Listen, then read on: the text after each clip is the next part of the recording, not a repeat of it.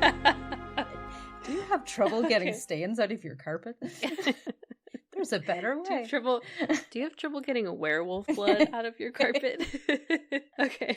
So I have a question for you. Okay. Do you remember the girl group Bewitched? Absolutely, I do. Oh. Yes, hey, say love it. Of course I do. All of a sudden, they came up on my shuffle because they were my favorite when I was younger. Yeah, mine too. And then I was like, I have to ask my Irish friend about this. So, hello, Irish friend. I had to ask you. I absolutely remember Bewitched. Bewitched single-handedly brought back denim. I don't care what anybody says. Denim was nowhere in the 90s. Well, not in the 90s. Well, at that point, it wasn't like as big of a thing. People were wearing jeans because of, grunge and stuff. But like double denim and all that was 100% Bewitched. Yeah. And I still remember they had an album and the cover of it was orange. Yeah. And they were all wearing like tracksuits. Yeah. That was their very first album. I think it was called C'est la Vie. That was like, I think, one of the first CDs I ever bought myself. Yeah, that was one of the first ones that I got. Yeah. And then they put out another album. Was it called Blame It on the Weatherman? Yes. I know that was the song on it. It's just I can't remember if that was one more day. No one said. That's a great song. I randomly listened to it one really day. good. It's so good. As an adult, I was listening to it and I was like, okay, but truly, this thing slaps. Yeah, it's a freaking banger. And then the music video, they had those little hand symbols like on their hands, and they kept like, I'm making like a clicking hand kind of motion, or else it looks like I'm trying to claw the air. I don't know. On this audio track, you cannot see her making hands. Yeah, I was actually thinking, like, because we have a TikTok. Go check out our TikTok. Should we be like recording our Zoom meetings? Maybe we could, but like right now I'm wearing a pajama top, so yeah, I look like garbage, so we're not gonna do that today. I'm wearing makeup that I put on this morning because the worst thing that's ever happened to anybody, I had to go into the office today for the first time. I have literally been in a bad mood about that all week. Ewan was like, oh, do you have to go into the office? Oh, you haven't mentioned it. And I was like, shut up, okay? I am so used to wearing my fake Marks and Spencer Ugg boots and tracksuit bottoms, and now I have to put on real woman's shoes and wear a freaking pair of trousers with a belt. Like, what the hell is this? I wasn't prepared. And I was like to my manager, it looks like I'm the only person who's able to attend in person. I was like, I'm not sure what the benefit would be. And she was like, the benefit would be coming in and meeting the rest of the wider department. And I was like, I don't want to. Oh, no. This is right back to the whole, I have enough friends. I don't need more. My shout out to my sister-in-law. She posted on her Instagram today that she had a Zoom meeting with her boss and her boss's boss, and forgot to change her Zoom name from I think we did like an online trivia and you had to make your Zoom name the team name. Right. And our team name for all of our trivia stuff is Cutie Patooties. So she had the meeting and it said Cutie Patooties and she didn't notice. And my God. So shout out to my sister-in-law right now. Hopefully she's listening. And if she's not, she needs a good talking to. I thought mine was bad because I do things for like the local women's shelter, and I had my Zoom name to that for a while, so it's like just me. Was it just quotations, the local women's shelter? Well, it was like, I guess I could say it, like, go donate to the Donegal Women's Centre. And like my Zoom name, I was on with like a professor from my uni, like last year or the year before. And like my name was just Donegal Women's Centre, so he's like, is she hijacking somebody's Wi-Fi? Like, what is this? Is she in trouble? Like, he's like, do you realize you are not a center? But I'd completely forgotten, and then I was panicking. You know when you're like subtly during a Zoom meeting trying to pretend you're not typing? You're like, yeah, that's so interesting, and then you're just like reaching out and like typing and like staring, going, please let me change this. You're trying to get something else done and pretend that you're focusing. Yeah, bad times. But I mean, there are worse things you can do on Zoom. Yeah. Or they can happen to you on Zoom. You could be a werewolf on Zoom. A segue. Very good. I like it. Niamh, tell us what we're talking about today. So today we are talking about Today on our podcast, Rowan and Pine. Oh yeah, welcome to Rowan and Pine, where we talk about shite for about, how long's it been? 6 minutes? 7 minutes. Yeah, something like that. And although we after get to introduce editing, ourselves. Yeah, after editing, people won't after know. I edited out all my and all of Emily's laughing. Yeah. Emily sent me a frantic message going, "Why do I laugh so much?" And I was like, "Emily, I cut out most of your laughing. That's not even your laughing." No. All my nervous laughter on episode number 1. Hopefully we've gotten a little less nervous laughter at this point. Yeah. But It's we'll just see, actual I guess. laughter. Yes. This is true laughter. So yes, welcome to Rowan and Pine. We are a folklore, spooky things, all things weird, witchy, wonderful podcast. My name is Niamh. And my name is Emily. Oh. Emily? Oh. Well, when she doesn't speak over me.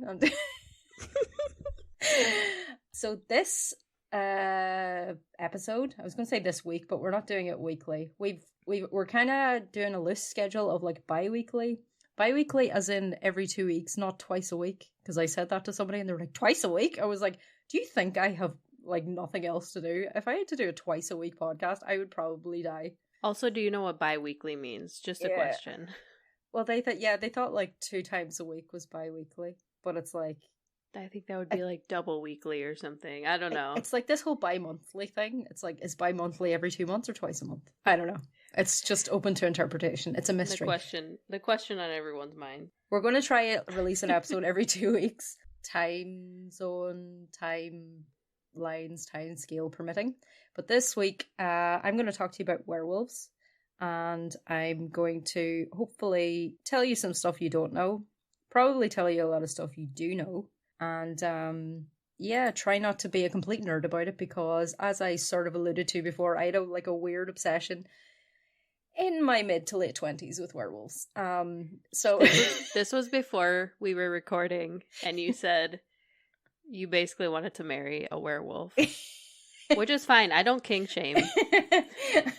Okay, no, this isn't even funny, right? Because have you got those weird like targeted ads about werewolf porn? I have not. That must be a you problem. Okay, I thought it was, but I'm in like some other like podcast groups, like Facebook groups, and they're getting the same thing, and the podcast has nothing to do with werewolves. So it's like really this weird, like people are writing like erotic fiction about werewolves, but like it's really kind of non-consensual and weird. And no. There can be good erotic fiction, okay? There can be good erotic fiction with werewolves, all right? There can be.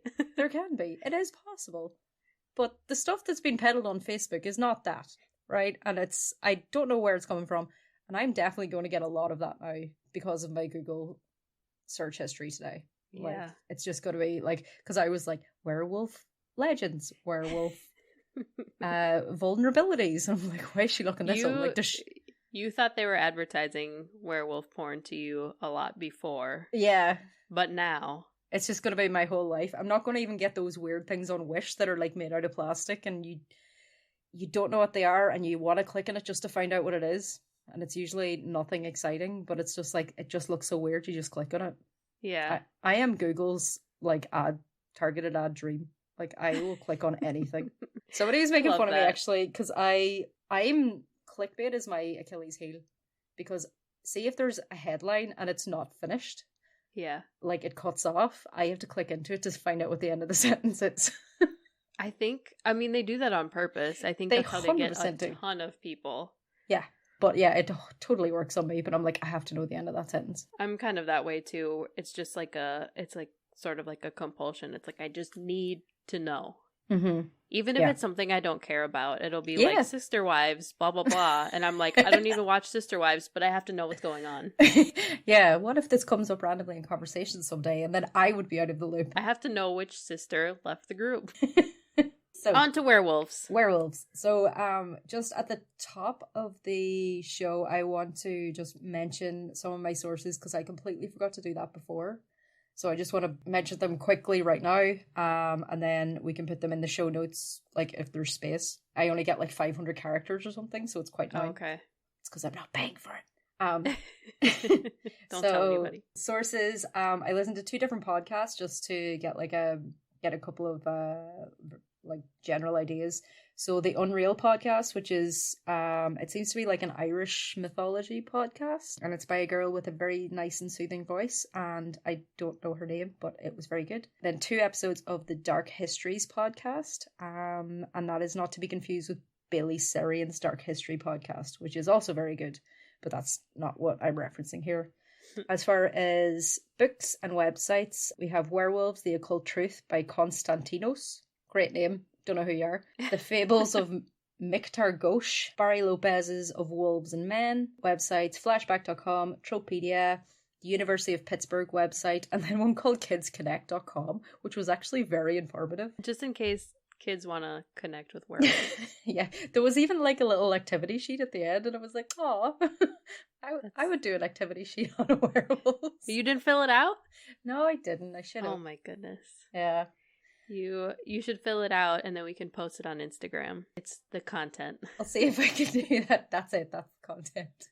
So Emily, what is your like very general understanding of what a werewolf is? What are their features? It feels weird being asked to describe a werewolf. It's a man that's a wolf, so it's got like a wolf head, it's got fangs, it's got claws and paws like a wolf and a tail. But is it bipedal? Is that like when you walk on 2 legs?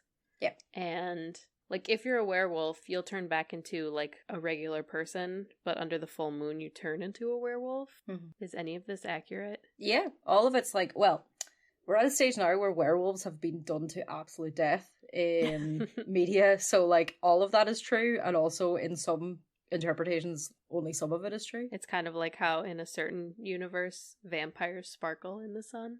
Yeah. And werewolves aren't werewolves at all. They're revealed in this last book to be shapeshifters, which, you know, that doesn't show a lack of planning on the author's part. Anyway. Not at all. This is actually from Kids Connect. Thanks, Kids Shout Connect. out to Kids Connect. Features of a werewolf is, as you said, a man who transforms into a wolf and vice versa in a given period of time. It could be because he's put under a curse or he was bitten by another werewolf. Like, that's where it started happening. Most werewolves transform during the full moon, or there could be genetic werewolves that transform for some reason easier compared to a bitten werewolf. I've seen this a lot. I don't know where it comes from. During transformation, they grow sharp teeth, more hair, just like you said. They get paws, and their eyes, nose, and mouth become larger. Ewan and I were watching some like werewolf transformations, and I know you're not a horror person, so I'm not going to make you watch any of them. But for anybody listening, Ewan reckons, so he's a big movie guy, Ewan reckons the best werewolf transformation is from American Werewolf in London, and we watched it, and it holds up. It's still really, really good, because it's all like practical effects. So, I mean, he looks a bit rubbery, but you know, it's really That's weird. one of my dad's favorite movies, and I to this day have never seen it. I'm okay with more like 80s horror and before, but like all of this Saw stuff and things that are happening now where it's very psychological, I can't do it. Nah. You probably could deal with American Werewolf in London, but like, yeah, the transformation is gnarly. But the other one is, there was this show on Netflix called Hemlock Grove. Bill Skarsgård, who played like Pennywise the Clown, he was in it. Okay. Was he like a vampire or something? Anyway, it was like werewolves and anything, but it has like the most, I think the first time I saw it, like the show was absolutely awful. Like I stopped watching it after 2 episodes, but I think in the very first episode, they have this guy do a werewolf transformation, and like it is, oh my God, like his eyes pop out, like his teeth fall out, like his, just like claws burst through his knuckles. Like it is so realistic looking. Sounds but it's pretty like gruesome. Yeah, it's the best thing about the show. But just the transformation scene. Yeah, literally anybody can look it up on YouTube. It's on YouTube. But yeah, it is the best. Probably the best, like, I think, modern werewolf transformation in anything. But we did say that the only other like decent or like the best representation of a werewolf in any sort of popular media is in What We Do in the Shadows. Yes. Werewolves, not swearwolves. Probably the greatest movie ever. Like, I don't even know. That's not even an exaggeration. It's just like that movie never gets old. And the TV show's even better. Yeah, the TV show is so good. Yes. I love when yes, it's coming out again soon. Probably around the time that this will be Yes. released, so I will be deep in watching What We Do in the Shadows. So other features are like other supernatural creatures. They have extraordinary abilities, superior sense of sight, smell, and hearing, and they're very fast and speedy healing abilities. A werewolf can share its thoughts with other werewolves, which I thought that was just a Twilight thing. I don't think I've seen it in anything else. Yeah, I've never heard that anywhere.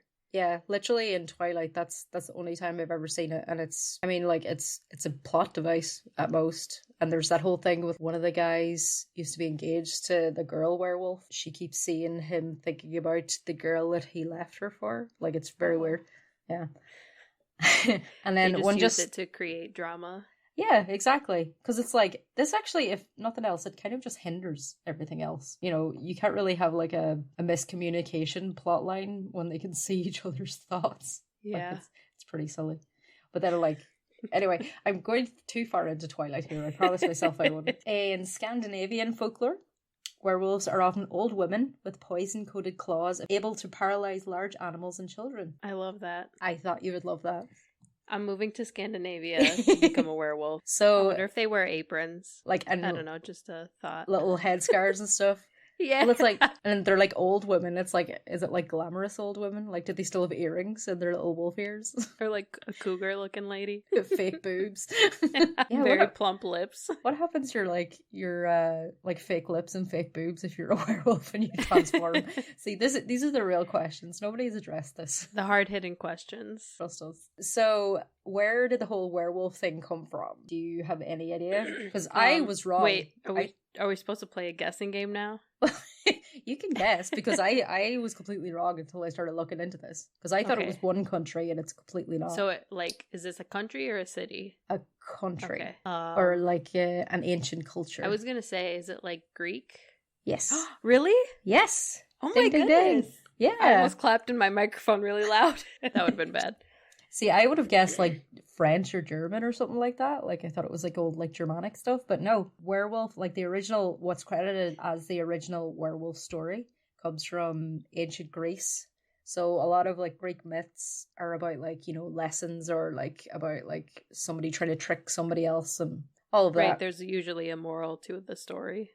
Yeah, there's some sort of justice being doled out. The story of, I'm going to say Lycaon, because I looked up way too many pronunciation guides for this, and they were all different. I hate that so much. I know. Can we all agree on one pronunciation? The one that said, I think this might be modern Greek, but they said Lycaon, so I'm going to go with the modern Greeks. They probably know what they're talking about. So the original werewolf story, it's back at the time, at the very beginning of the Greek mythology, and there was a power struggle between Zeus and Prometheus, who was a titan who stole fire from the sun and gave it to the people. Some people say that the fire is a metaphor for knowledge, so he kind of like the whole Adam and Eve biting the apple kind of thing.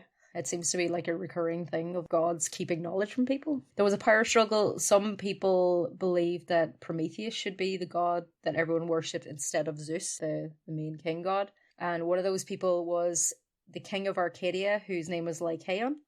He wasn't very wealthy, but he followed Prometheus, and he was pretty vocal in his opposition to Zeus. And now there are kind of differences in like the retellings of it. Some people say that like it was just because he was vocal about being opposed to Zeus. Other people say that there were tales that he was a really cruel king. But for some reason, Zeus went like full Russell Crowe, and he decided to meet him. Have you seen that tweet from Russell Crowe? That like legendary one from a couple of years back? No.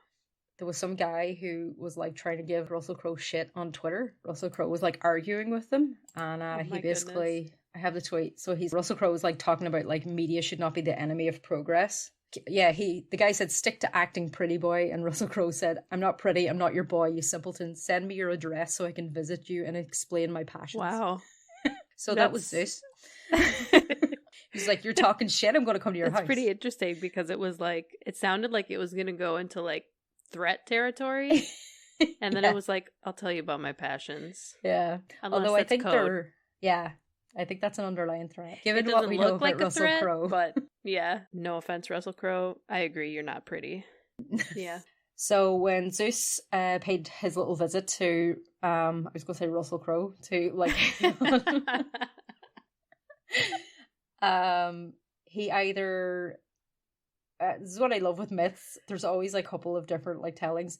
So either Lycaon didn't believe it was Zeus, or thought it was somebody impersonating Zeus, or else he was just that much of an asshole. What he did, like, because this is a reasonable thing to do, he had one of the prisoners in his dungeon executed, put into a stew, and tried to feed it to Zeus. Oh no. And Zeus knew immediately that it was human flesh, and he was like absolutely outraged that somebody was trying to trick him. So I have written down Zeus tantrumed. And he turned Lycaon into a wolf. He threw that bowl of stew. He was like, "Are you feeding me, human?" This is people. I am Zeus. He's probably eating people. Probably. I don't know why he'd be so appalled. He's either eating them or trying to sleep with them. Like, if that's basically all I've picked up about Greek mythology. Zeus just tries to sleep with everybody. There was also a Greek historian, Herodotus. That's the way I'm saying it, and I'm committing to it. And he had written that lycanthropy was a Neuri, Neuri, which is Baltic, like present-day Poland or Belarus, a Neuri ritual in which members of the tribe transformed into wolves for days and then changed back into human shape. Did it say what they would do over the few days that they turned into werewolves? I'm guessing they chased a frisbee. You're asking me. No. I think in any of the other cultures that I'm going to discuss, it seems to be mainly a warrior thing. Like different warriors. Like I'm going to talk about the berserkers, and there was Irish warriors as well who did like wolf transformation things, apparently. No, I just imagined like they turn into werewolves for like a weekend, and they go out like to the cabin and are like, "It's a girls' weekend. Let's drink margaritas. Let's roll around in mud. Who's got the ball?" Somebody has to be the designated human ball thrower. Otherwise they end up just fighting over it. I'm not sure. I think it was like a warrior thing, if going by other cultures is any indication. So I'm going to do the lore that I'm going to cover is mostly European, or like classic Western European, but I'm just going to do like a quickfire, like global werewolf folklore sort of round. So according to Armenian lore, there are women who, in consequence of deadly sins, are condemned to spend 7 years in wolf form. That doesn't sound too bad. No, it doesn't, because like we said, you can just go like out to a cabin and play ball. And drink margaritas. Although the second part of it isn't as fun. It's the condemned woman is visited by a wolf skin toting spirit who orders her to wear the skin, and it causes her to start craving human flesh. Oh. So that's a downside. I don't like that part. Yeah. Yeah. Because I just tried a Beyond Burger, and it was kind of weird how much it tasted like meat, so I don't think I could do the whole human flesh thing.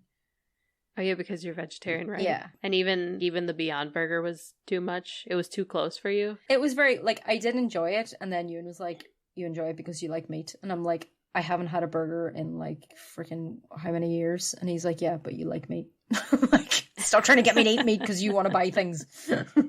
He's just trying to like slowly hint, going like, you like prawns, right? And then the Navajo people, they had a fear of the Maikob, who were witches in wolf's clothing.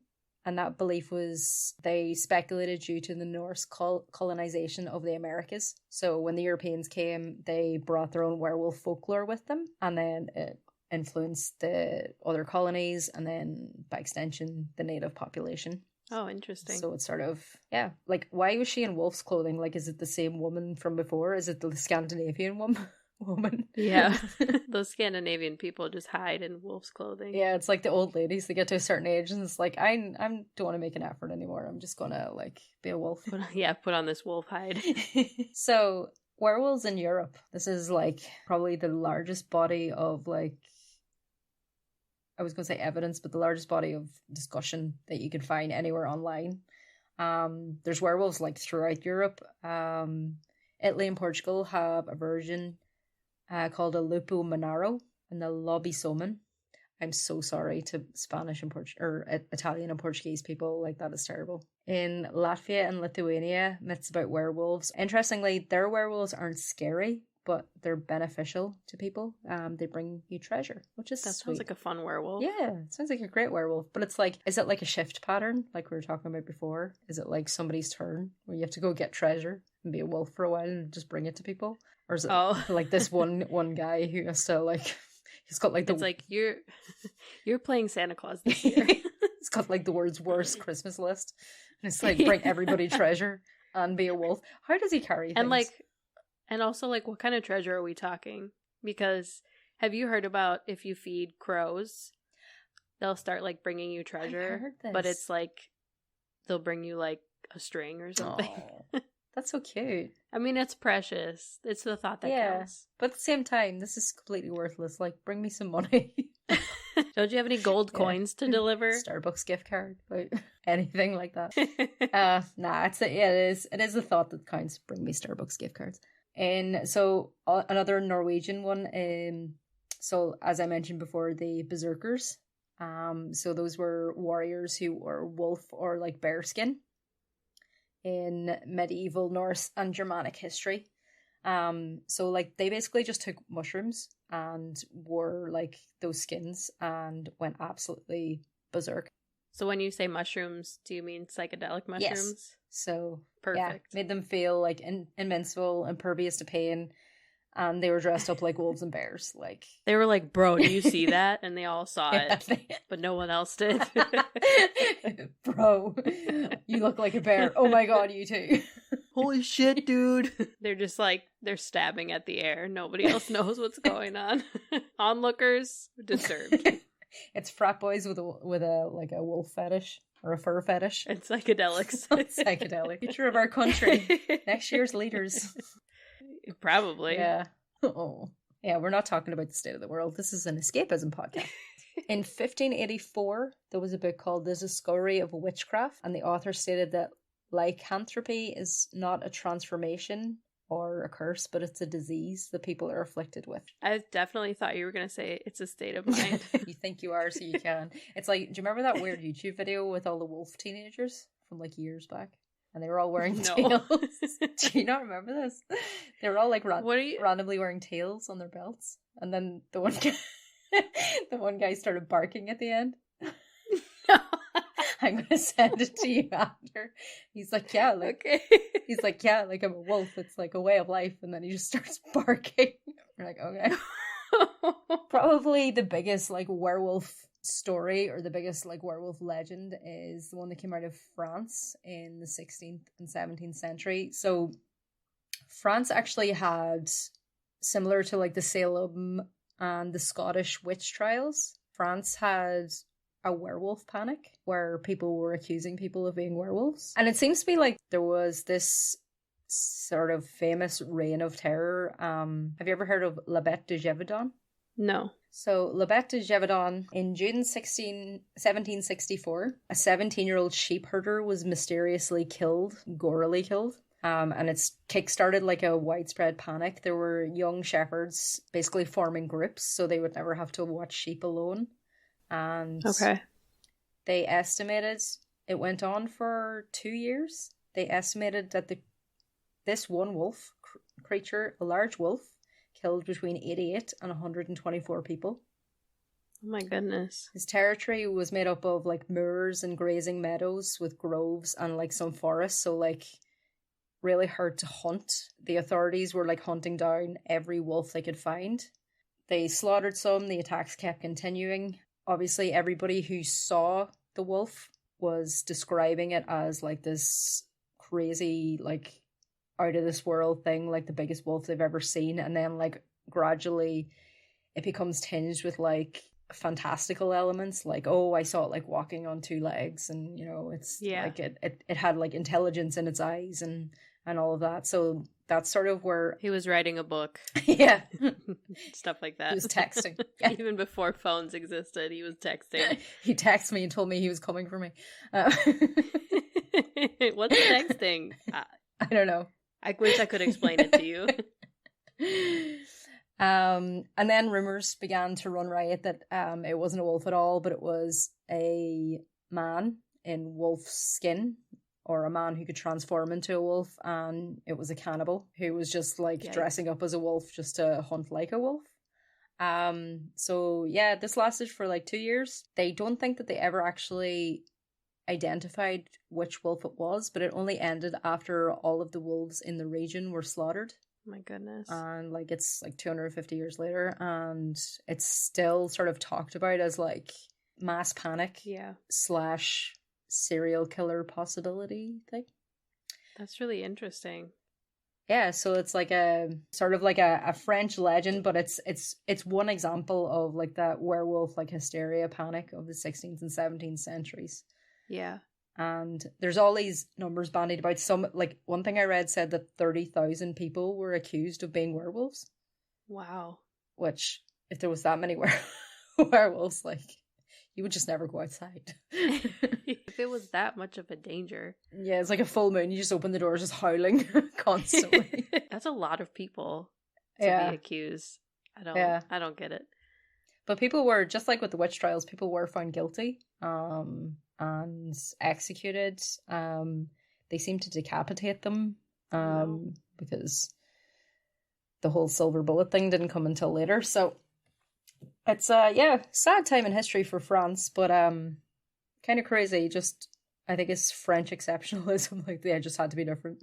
I mean, they had witch trials too, but like, yeah, it's like, we do werewolves. We're supreme. Yeah. Better than you you guys. Have witches? Our witches turn into werewolves. Yeah, and they kill people. Because we are French. You're supposed to say it with an accent. Because we are French. Perfect. Yeah, it shows how many French people I know. Sounds better than if I would have done it. So, yeah, that is France. Another country with a lot of, like, werewolf mythology and lore is Germany. There was, like, a few that I could have picked out from Germany, but I thought one that was pretty interesting is, this was one of the first ones that I saw that explicitly said that werewolves were in league with the devil. That was something that was kind of touched on in France, like it was somebody who was, you know, like a sinner or somebody who was cursed or something like that. But in Germany, there was such a thing as a wolf strap, which is like a literal strap that somebody, I think like a belt or something, or like it would have been leather back in those times. And it was a gift from the devil somebody acquired. And whoever fastened such a strap around himself would turn into a wolf. If somebody called out the name of a person who had turned himself into a wolf, that person would regain his human form, which, that sounds a bit easy. I'm just wondering where this strap appears from. Like, is it just in your house one day? And where does it go when you're a werewolf? Is there like a werewolf going around with a belt on? But it's like way too tight. Yeah. And tufts of fur coming out over the top. You're spilling out of your strap there, buddy. I don't know. I guess nobody really questioned these tales very much. A person who possessed such a strap couldn't get rid of it however much he wanted to, so it was probably one of those like magical things that you try and throw it away and it just appears back. So I'm guessing you're right, it probably just appears in your house. You have to pray to the devil or something. But you have the choice to put it on, correct? Yes, anyone who accepted a wolf strap had entered into brotherhood with the devil, surrendering their body and soul to him. Poking a lot of holes in this story right now. But there was a reason like why they could. So it was a time of, you know, poverty. So if somebody like who was starving made this deal with the devil, say they wanted to feed their family or whatever, they could put on the strap, go out and run as a wolf, kill some sheep, catch some fish. I don't know, do wolves catch fish? So this it's making more. He's got a reel, a rod and reel, and some little flies tucked into his belt. I was thinking it was just that the strap was just there. Yeah. And you decide to put it on. Yeah. But then it was like sounding like you don't have a choice. So then I'm imagining it like flying across the room and like choking you. You're putting it on. Yeah, actually, why didn't my mind first go to a belt when literally dogs wear collars and a wolf could wear it like a collar? Yeah, my mind first went to a belt as well. Okay. I think because if it's leather and it is like a strap, you know, you just automatically think, yeah, it's for your pants. Yeah. So, yeah, like it made sense. Like it's literally said one would only have to fasten on the wolf strap, run off as a wolf, seek out a fat sheep that was wandering off towards the edge of the woods, creep towards it, seize it, and drag it into the woods. In the evening, one could bring it home without anyone noticing. I'm starting to think that the people in France should have checked people's houses for straps. Well, this is Germany, but yeah. They probably would have found the culprit. Yeah, true. It's like, do you have a weird belt? Actually, no, we saw what happened in France. Anybody with a weird belt, I've seen him wearing a belt. He's definitely a werewolf. Not like... just a belt, it has to be a weird one. But like, what constitutes as a weird belt? I don't know. Is there Satan carved into it or something? Like little pieces of hair on it, tufts of wolf hair, or like his name, like a little tag with his address on it. Like, I'm not going to stop making wolf and dog jokes. Like, it's just fun. Like a phone number. Yeah. And if you guys are out on the wolf jokes and the dog jokes, just stop listening. Yeah, you just don't deserve our sense of humor. Yeah, seriously. Oh yeah, and the last part, I actually underlined this because I thought it was absolutely hilarious. A werewolf would know when a peasant was going through the woods with a lot of money. I don't know, werewolves know capitalism. He would ambush him, rob him, and then run across the field with the booty. And what would he spend the money on? I don't know. Did he have to wait to take the strap off because he can't go in and be like, "Can I have like 3 heads of lettuce?" Right, or like a werewolf walking into a bank to cash the money. Yeah. He's like, "Can you deposit this in my account?" Thank you. It's a strange one, but the German ones are pretty fun. There was actually another one from the Brothers Grimm, and the wolf strap thing came up again. They were from Germany, though, right? Yeah, they were. Yeah. So a soldier related the following story, which is said to have happened to his grandfather, which is hearsay, but okay. The latter, the grandfather, had gone into the forest to cut wood with a kinsman and a third man. People suspected that there was something not quite right about this third man. Why are you going into the woods with him? Don't go into the woods with strange men. Stranger danger. I don't care if you're a grandfather. You should know better. Yeah.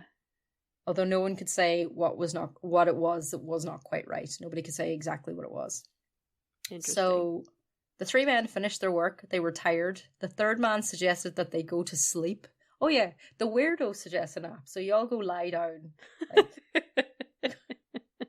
Never trust the weirdo. Yeah. If the weirdo wants you to lie down and close your eyes, you absolutely do not do that. Yeah. If you got a funky feeling around him, don't do what he says, especially when it is like, close your eyes. No, sir, I will not. In fairness, the grandfather only pretended to sleep. But we know how that goes. If you pretend to sleep, you're falling asleep. Yeah, but he didn't. He kept his eyes open. He saw the third man looking around to see if the others were asleep. Creepy. And when he believed they were asleep, he took off his belt or strap. Or there's others telling the story saying that he put on the belt, which is more in keeping with what we've learned. Yeah. Because we're experts now. And he turned into a wolf. However, such a werewolf does not look exactly like a natural wolf, but somewhat different. He ran to a nearby meadow where a young foal was grazing, attacked it, and ate it, including skin and hair. Afterwards, he returned, put his belt back on, or took it off, and lay down as before in human form. So he didn't attack the people that he was with? No. So this guy's just telling people his secrets for no reason. Like he went and ate a horse. Yeah.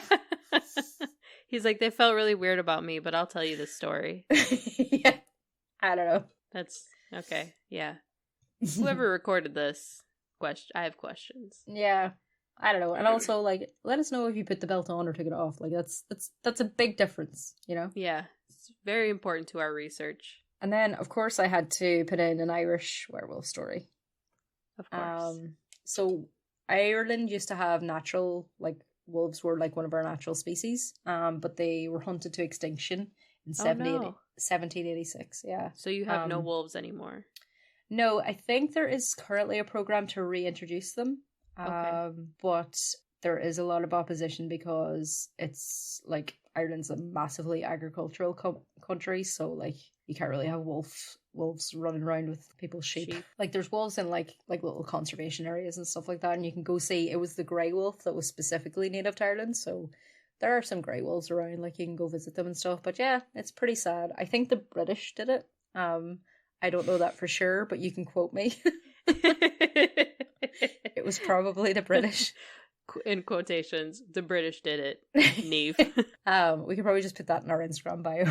So yeah, there's lots of like werewolfy kind of stories in like Irish folklore, but like probably the biggest one are the Wolves of Ossory. That was like a tribe of warriors, kind of like the Berserkers. It was speculated that they were wolf-like because they had like crazy hair and like mad eyes and probably beards and stuff. But there's a whole mythology behind them. So they were supposed to have had a common ancestor called Laments. So he was a man who used to, and it was literally described as this in the legend, he used to go wolfing. The interpretation is that he literally was a warrior that like was like a wild animal, but that got interpreted over time is that he transformed into a wolf. Okay. And he used to go and like his sons, and they would all go and they would kill herds and like hunt the same way that wolves did. And he was sort of the trailblazer of like this style of fighting. But like it, over time it became that he was the first werewolf. There was a history book called Geography of Ireland, so it's Topographica Hibernica by Gerald of Wales. He recorded an account of descendants of Laments. They said that there was a priest who was walking through the woods one day, and he encountered this man who came up to him, and the man was really disheveled and like kind of looked like he lived in the woods. And he told the priest that his wife was sick, and this was obviously post-Christianity, but he said that his wife was really, really ill, and he asked the priest if he could administer the last rites to his wife. So the priest agreed, and he went with the man. And when he went into their home, all that was there was this massive wolf, like lying in the corner. Oh no. The priest was like, what is this? Like, I can't administer the last rites to a wolf, you weirdo. But it said that the man lifted up the wolf's fur, and there was an old, very ill woman underneath. So that was a way to prove to the priest that he wouldn't be committing blasphemy. So I don't know why she was lying around in wolf form. Maybe she was stronger that way. I don't know. She's like, my wolf coat gives me strength. Yes. Also, it's very cold. So yeah, and he administered her the last rites, and this priest recorded that as gospel truth. So that was seen as like they were descendants of the wolves of Ossory. So that was sort of a tour around Europe in the Middle Ages, mythological times. But I thought what I would do just to finish off my section was to go through some of the tropes that we know that are weaknesses of werewolves. Okay. So I mentioned before about the silver bullet. So silver like comes up again and again as being like pure, it's a ward against evil. Especially if it's blessed or somehow religious. None of that like nickel silver plated shit either. No, definitely not. None of your Claire's accessories like shit. Yeah, your terrible earrings will not work. So yeah, like we know like the silver, like vampires can't deal with silver because I don't know, they like gold or whatever. Interestingly enough, the use of silver bullets to kill werewolves only became popular in the 1941 film The Wolfman. So it's only since the 1940s that the whole silver bullet thing came in. That's fairly recent. I kind of figured that it was something that was almost as old as the mythology of it. Yeah, and you would think that like, I think maybe before it could be the sword, but like who could afford a silver sword? And silver's pretty bendy. So. Yeah, a little flimsy. Yeah, a more traditional ward against werewolfism. You could cure someone's werewolfism by administering wolfsbane or by a religious exorcism, but both can be deadly. Yikes. if they're not performed properly. Yeah, I've heard a lot about deadly exorcisms, and I'm just like, is this really helping anybody? Yeah, somebody going through like a mental health crisis, and you're just standing over them in their bed, like shouting at them. Yeah, and making them not eat for weeks and all that kind of fun stuff. But this is a podcast about werewolves. And lastly, the ancient Greeks and Romans believed in the power of exhaustion in curing people of lycanthropy. The victim would be subjected to long periods of physical activity in the hopes of being purged of the malady. So, again. Emily, you want a large dog. How much would it take to exhaust her? It takes a really, really, really long time. Yeah. Even when it's super hot outside, I'm playing ball with her. I'll be like throwing it, and I'm like, okay, it's time for a cool down. And she's looking at me like, what? Are you throwing the ball? I'm like, no, enough. Like, breathe, please. Yeah, she's like, literally, I can go. I'll just collapse. I don't care. Ball is life. Pretty much. She is crazy about her balls. So, yeah, I don't know how much it would work, like, trying to tire out a wolf with exhaustion. Yeah. Unless you literally just would not let them sleep or something. But yeah, physical activity apparently would help purge somebody afflicted with lycanthropy of the malady. Yeah, because then they'd be dead. Yeah, it's like, she's dead, but at least she's not a wolf now. She's dead. We fixed her. Good job, us. So yes, that was my little presentation on werewolves. That concludes your werewolf presentation. PowerPoint presentation. Yeah. PowerPoint. I found one werewolf fact. Yes. I mean, it's kind of hard to find facts when, it's mythology. But yeah. I found this thing that said drinking water out of a wolf's footprint was considered one way to become a werewolf. I mean, why? Got a couple questions here. Because, I mean, I wouldn't even want to drink anything out of a human's footprint. Right. If it's on the ground, I'm probably not going to drink it unless it's dire. And I mean, that's somebody looking for trouble. You're not just going around going, oh, that looks good. You're like, right, I want to make this happen for myself for whatever reason. I don't know. Maybe you saw some nice fat sheep or something. I don't know. I saw those sheep and they looked mighty tasty. So I'd like to turn into a werewolf so that I can eat them. Yeah, so that's a weird one. That is pretty weird. I saw that and I was just like, this makes no sense. Well, that's a lot more present than being gored during a full moon. You're trying to go camping. Yeah. Yeah, it would be way easier to take a drink from a footprint than eaten alive. Yeah, that you hopefully make it through. I don't know. Right. Yeah, so I guess that was our episode on werewolves. Thank you so much for listening. I hope you liked it. I hope that all of our 6 listeners, enjoy. Hopefully by the time the 3rd episode comes out, we'll have, maybe 8 listeners. But if you have any questions, comments, concerns, I don't know. If you know someone who's been bitten by a werewolf, I mean, we can't help you, but we'd like to know about it. We would. Email us your stories. Our email address is rowanandpinepod@gmail.com. And you can also follow us on Instagram at rowanandpine.